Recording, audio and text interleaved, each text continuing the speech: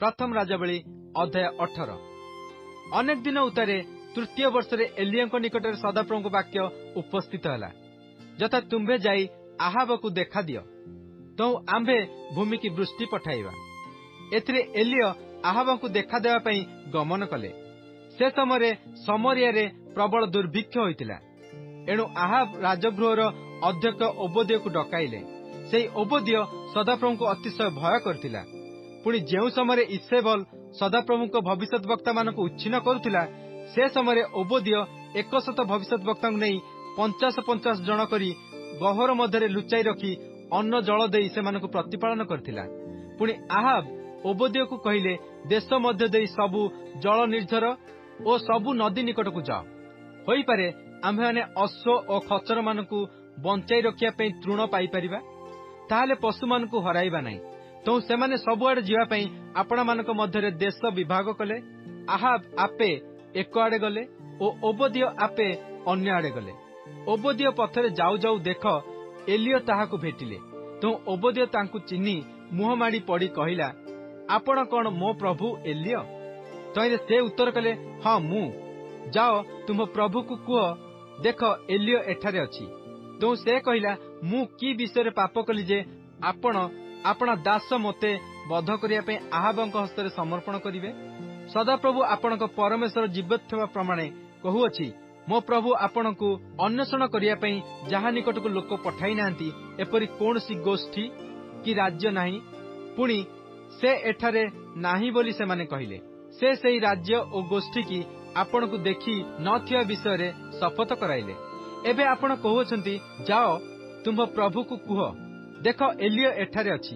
मात्र मु आपणक निकटरू गला क्षणे जेबे सदाप्रभु को आत्मा मोहर अज्ञात कौनसी स्थान को आपणकु नहीं जिवे, तेबे मु जाई आहाबंकु संवाद देले से आपणकु पाई न पारी मते बध करिवे।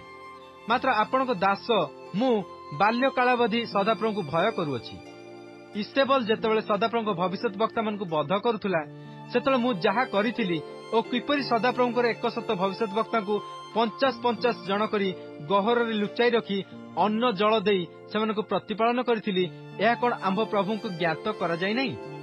तथापि आपण एबे कहउछंती, जाओ तुम प्रभु को देखि कुह, देख एलिया एठारे अछि, तइरे से मते बध करिवे। तो एलिया कहिले, मु जहांक सम्मुखरे छिड़ा हेउअछि, सेही सैन्याधिपति सदाप्रभु जीवित थिबा प्रमाणे मु निश्चय आज ताहाकु देखा देबी। एथिरे ओबदिया आहाब को सहित साक्षात करिया को जाई तांकु संवाद देला। तइरे आहाब एलिया सहित साक्षात करिया को गले। पुणी आहाब एलिया को देखिया मात्र आहाब तांकु कहिले, हे इस्राएल दुखदायक, ए कोन तुम्भे?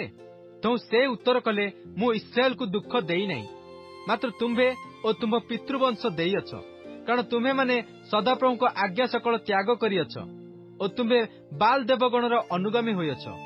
एहेतु एबे तुम्हे लोक पठाई समग्र इस्राएल को और इसेबेल रो मेजरे भोजन करी बाल रो 450 भविष्यत वक्ता को और आशेर रो 400 भविष्यत वक्ता को कर्मिल पर्वत रे मो निकट रे एकत्र कर। तइरे आहाब समस्त इस्राएल संतान निकट को लोक पठाइले और भविष्यत वक्ता मान को कर्मिल पर्वत रे एकत्र कले। ए उतारे एलिया समग्र लोकंक निकट को आसी कहिले, तुमे माने केते काल दुई मत मध्य रे संदिग्ध होई रहिबो। सदाप्रभु जेबे परमेश्वर हुअंती तेबे ताहांकर अनुगामी हुओ, मात्र जेबे बाल तेबे ताहार अनुगामी हुओ। एथिरे लोकमाने तांकु गोटिए कथा उत्तर देले नाही। तो एलिया लोकमान को कहिले, केवल मु सदाप्रभुଙ୍କର एक भविष्यत वक्ता अवशिष्ट अछि, मात्र बाल रो भविष्यत वक्ता 450 जन अछंती। एतु सेमाने आम्हन को दुई वृष देउंतु, आउ सेमाने आपणा मानक पई गोटिए वृष पसंद करंतु और ताहा खंड खंड करी काष्ठ उपरे रखंतु, मात्र तळे अग्नि न देउंतु। आउ मु अन्य वृषटिके प्रस्तुत करी काष्ठ उपरे रखिबी, मात्र तळे अग्नि देबी नाही। तो तुम्हे माने आपणा मानक देवता नामरे डाकी प्रार्थना कर, पुणी मु सदाप्रभु नामरे डाकी प्रार्थना करिबी। तइरे जे अग्नि द्वारा उत्तर देबे से परमेश्वर होउंतु। एथिरे समस्त लोक उत्तर कले, ए कथा उत्तम। एथि उतारे एलिया बाल रो भविष्यत वक्ता मानकु कहिले, तुमे माने आपणा मानक पई एक वृष पसंद करी प्रथमे ताहा प्रस्तुत कर, कारण तुमे माने अनेक, आउ तुमे माने आपणा मानक देवता नामरे डाकी प्रार्थना कर, मात्र तळे अग्नि न दियो। ତହୁଁ ସେମାନେ ଆପଣମାନଙ୍କୁ ଦତ୍ତ ବୃଷ ନେଇ ତାହା ପ୍ରସ୍ତୁତ କଲେ। ପୁଣି ପ୍ରାତଃକାଳରୁ ମଧ୍ୟାହ୍ନ ପର୍ଯ୍ୟନ୍ତ ବାଲ୍ ନାମରେ ଡାକି ପ୍ରାର୍ଥନା କରି କହିଲେ, ହେ ବାଲ୍, ଆମ୍ଭମାନଙ୍କ କଥା ଶୁଣ। ମାତ୍ର କୌଣସି ରବ ନୋହିଲା ଅବା କେହି ଉତ୍ତର ଦେଲା ନାହିଁ। ତହିଁରେ ସେମାନେ ସେହି ନିର୍ମିତ ଯଜ୍ଞବେଦୀର ଚାରିଆଡେ ନାଚିଲେ। ଏଣୁ ମଧ୍ୟାହ୍ନ ସମୟରେ ଏଲିୟ ସେମାନଙ୍କୁ ପରିହାସ କରି କହିଲେ, ଉଚ୍ଚ ସ୍ୱର କରି ଡାକ, କାରଣ ସେ ତ ଦେବତା। ସେ ଧ୍ୟାନ କରୁଥିବ ଅବା ବାହାରେ ଯାଇଥିବ, କିଏ ବା ଯାତ୍ରା କରୁଥିବ ଅବା ହୋଇପାରେ ନିଦ୍ରିତ ଥିବ। ଏଣୁ ତାହାକୁ ଜଗାଇବାକୁ ହେବ। ପୁଣି ସେମାନେ ଉଚ୍ଚ ସ୍ୱର କରି ଡାକିଲେ ଓ ଆପଣମାନଙ୍କ ବ୍ୟବହାର ଅନୁସାରେ ଦେହରୁ ରକ୍ତ ବହିଯିବା ପର୍ଯ୍ୟନ୍ତ ସେମାନେ ଛୁରୀ ଓ ବର୍ଷାରେ ଆପଣମାନଙ୍କୁ କ୍ଷତ ବିକ୍ଷତ କଲେ। ପୁଣି ମଧ୍ୟାହ୍ନ କାଳ ଗତ ହେଲା ଉତ୍ତାରେ ସେମାନେ ସନ୍ଧ୍ୟାକାଳୀନ ବଳିଦାନ ଉତ୍ସର୍ଗ କରିବା ପର୍ଯ୍ୟନ୍ତ ପ୍ରଳାପୋକ୍ତି କଲେ। ମାତ୍ର କୌଣସି ରବ ନୋହିଲା, କି ଉତ୍ତର ଦେବାକୁ କେହି ନଥିଲା ଅବା କେହି ମନୋଯୋଗ କଲା ନାହିଁ।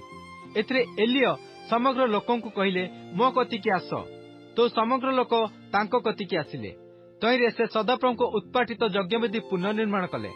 ପୁଣି ଯେଉଁ ଯାକୁବ ନିକଟରେ ତୁମ୍ଭର ନାମ ଇସ୍ରାଏଲ ହେବ ବୋଲି ସଦାପ୍ରଭୁଙ୍କ ବାକ୍ୟ ଉପସ୍ଥିତ ହୋଇଥିଲା, ତାହାର ପୁତ୍ରମାନଙ୍କ ଗୋଷ୍ଠୀର ସଂଖ୍ୟାନୁସାରେ ଏଲିୟ 12 ପଥର ନେଲେ। ଆଉ ସେହି ପଥର ସବୁରେ ସେ ସଦାପ୍ରଭୁଙ୍କ ନାମରେ ଏକ ଯଜ୍ଞବେଦୀ ନିର୍ମାଣ କରି ଯଜ୍ଞବେଦୀର ଚାରିଆଡେ 2 ମହଣ ବିହନ ଧରୁଥିବା ଭଳି ଖାଇ ନିର୍ମାଣ କଲେ। ତହୁଁ ସେ କାଷ୍ଠ ସଜାଇ ବୃଷକୁ ଖଣ୍ଡ ଖଣ୍ଡ କରି କାଟି କାଷ୍ଠ ଉପରେ ଥୋଇଲେ। ଆଉ ସେ କହିଲେ, 4 କଳସ ଜଳରେ ପୂର୍ଣ୍ଣ କରି ହୋମାର୍ଥକ ବଳି ଓ କାଷ୍ଠ ଉପରେ ତାହା ଢାଳ। ପୁଣି ସେ କହିଲେ, ଦ୍ୱିତୀୟ ଥର ତାହା କର। ତହୁଁ ସେମାନେ ଦ୍ୱିତୀୟ ଥର ତାହା କଲେ। ଆଉ ସେ କହିଲେ, ତୃତୀୟ ଥର ତାହା କର। ତହୁଁ ସେମାନେ ତୃତୀୟ ଥର ତାହା କଲେ। ତହିଁରେ ଯଜ୍ଞବେଦୀର ଚାରିଆଡେ ଜଳ ବହିଗଲା। ଏଲିୟ ଖାଇକି ମଧ୍ୟ ଜଳରେ ପୂର୍ଣ୍ଣ କଲେ। ଏ ଉତ୍ତାରେ ସନ୍ଧ୍ୟାକାଳୀନ ବଳିଦାନ ଉତ୍ସର୍ଗ କରିବା ସମୟରେ ଏଲିୟ ଭବିଷ୍ୟତ ବକ୍ତା ନିକଟବର୍ତ୍ତୀ ହୋଇ କହିଲେ, ହେ ସଦାପ୍ରଭୁ, ଅବ୍ରାହମର ଓ ଇସାହାକର ଓ ଇସ୍ରାଏଲର ପରମେଶ୍ୱର, ତୁମ୍ଭେ ଯେ ଇସ୍ରାଏଲ ମଧ୍ୟରେ ପରମେଶ୍ୱର ଅଟ, ଓ ମୁଁ ଯେ ତୁମ୍ଭର ସେବକ, ଓ ମୁଁ ଯେ ତୁମ୍ଭ ବାକ୍ୟ ପ୍ରମାଣେ ଏହି ସବୁ କାର୍ଯ୍ୟ କରିଅଛି, ଏହା ଆଜି ଜଣାଯାଉ। ତୁମ୍ଭେ ସଦାପ୍ରଭୁ ଯେ ପରମେଶ୍ୱର ଅଟ ଓ ତୁମ୍ଭେ ଯେ ସେମାନଙ୍କର ଅନ୍ତଃକରଣ ଫେରାଇଅଛ, ଏହା ଏହି ଲୋକମାନେ ଯେପରି ଜାଣିପାରିବେ, ଏଥିପାଇଁ ମୋ କଥା ଶୁଣ। ହେ ସଦାପ୍ରଭୁ, ମୋ କଥା ଶୁଣ। ସେତେବେଳେ ସଦାପ୍ରଭୁଙ୍କ ଅଗ୍ନି ପତିତ ହୋଇ ହୋମାର୍ଥକ ବଳି ଓ କାଷ୍ଠ ଓ ପ୍ରସ୍ତର ସବୁ ଓ ଧୂଳି ଗ୍ରାସ କରି ଖାଇରେ ଥିବା ଜଳ ଚାଟି ପକାଇଲା। ଏଥିରେ ସମଗ୍ର ଲୋକ ଏହା ଦେଖି ମୁହଁମାଡ଼ି ପଡ଼ି କହିଲେ, ସଦାପ୍ରଭୁ ହିଁ ପରମେଶ୍ୱର, ସଦାପ୍ରଭୁ ହିଁ ପରମେଶ୍ୱର ଅଟନ୍ତି। ତ ଏଲିୟ ସେମାନଙ୍କୁ କହିଲେ, ବାଲର ଭବିଷ୍ୟତ ବକ୍ତାମାନଙ୍କୁ ଧର, ସେମାନଙ୍କର କାହାରିକି ପଳାଇବାକୁ ଦିଅ ନାହିଁ। ତହିଁରେ ଲୋକମାନେ ସେମାନଙ୍କୁ ଧରିଲେ। ପୁଣି ଏଲିୟ ସେମାନଙ୍କୁ କିଶୋନ ନଦୀ ନିକଟକୁ ନେଇ ସେଠାରେ ସେମାନଙ୍କୁ ବଧ କଲେ। ଏଥି ଉତ୍ତରେ ଏଲିୟ ଆହାବକୁ କହିଲେ, ତୁମ୍ଭେ ଉଠିଯାଇ ଭୋଜନ ପାନ କର, କାରଣ ଅତିଶୟ ବୃଷ୍ଟିର ଶବ୍ଦ ହେଉଅଛି। ତେଣୁ ଆହାବ ଭୋଜନ ପାନ କରିବାକୁ ଉଠିଗଲେ। ପୁଣି ଏଲିୟ କର୍ମିଲର ଶୃଙ୍ଗକୁ ଯାଇ ଭୂମିରେ ନଇଁ ପଡ଼ି ଆପଣା ଆଣ୍ଠୁ ମଧ୍ୟରେ ମୁଖ ରଖିଲେ। ପୁଣି ସେ ଆପଣା ଦାସକୁ କହିଲେ, ଉଠିଯାଇ ସମୁଦ୍ର ଆଡ଼େ ଅନାଅ। ତେଣୁ ସେ ଉଠିଯାଇ ଅନାଇ କହିଲା, କିଛି ନାହିଁ। ଏଥିରେ ଏଲିୟ କହିଲେ, ପୁନର୍ବାର 7 ଥର ଯାଅ। ତେଣୁ ସେ 7ମ ଥର କହିଲା, ଦେଖନ୍ତୁ, ମନୁଷ୍ୟର ହାତ ପରି ଖଣ୍ଡେ କ୍ଷୁଦ୍ର ମେଘ ସମୁଦ୍ରରୁ ଉଠୁଅଛି। ଏଥିରେ ଏଲିୟ କହିଲେ, ଉଠିଯାଇ ଆହାବଙ୍କୁ କୁହ, ବୃଷ୍ଟି ଯେପରି ତୁମ୍ଭକୁ ନ ଅଟକାଏ, ଏଥିପାଇଁ ରଥ ପ୍ରସ୍ତୁତ କରି ତଳକୁ ଯାଅ। ତେଣୁ ଅଳ୍ପକ୍ଷଣ ମଧ୍ୟରେ ମେଘ ଓ ବାୟୁରେ ଆକାଶ କଳା ହୋଇଗଲା ଓ ମହାବୃଷ୍ଟି ହେଲା। ପୁଣି ଆହାବ ରଥରେ ଚଢ଼ି ଜିସ୍ରିଏଲକୁ ଗଲେ। ଏଥିରେ ସଦାପ୍ରଭୁଙ୍କ ହସ୍ତ ଏଲିୟଙ୍କ ଉପରେ ଅବସ୍ଥାନ କରନ୍ତେ ସେ ଆପଣା କଟି ବାନ୍ଧି ଜିସ୍ରିଏଲର ପ୍ରବେଶ ସ୍ଥାନ ପର୍ଯ୍ୟନ୍ତ ଆହାବଙ୍କର ଆଗେ ଆଗେ ଦୌଡ଼ିଗଲେ।